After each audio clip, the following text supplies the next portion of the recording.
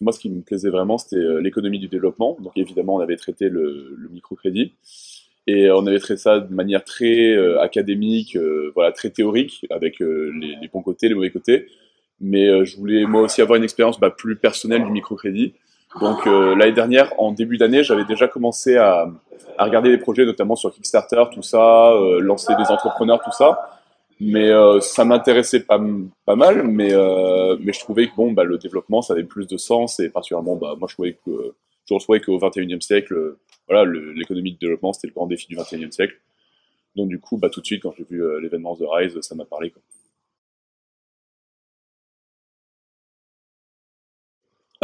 Qu'est-ce qui m'a motivé? Déjà, donc d'une, c'était du microcrédit. De deux, ça finançait des projets, donc comme tout microcrédit, ça finançait des projets très concrets dans le monde. Euh, Et qu'est-ce qui m'a motivé c'est oui aussi l'occasion de donner un peu du sens, un peu donner du sens à mon argent, à mon engagement dans ma vie d'école. C'est pas, on n'a pas toujours, même si on a beaucoup d'occasions, on n'a pas toujours non plus l'occasion de donner du sens, d'avoir des activités qui ont du sens en école. Donc là, il se trouvait que bon, j'ai donné 10 euros. 10 euros, qu'est-ce que c'est la plupart du temps, 10 euros, c'est un McDo après une soirée. Donc bon, voilà, c'était un engagement finalement pas énorme et qui m'a pas coûté énormément et voilà, qui était vraiment bien à faire.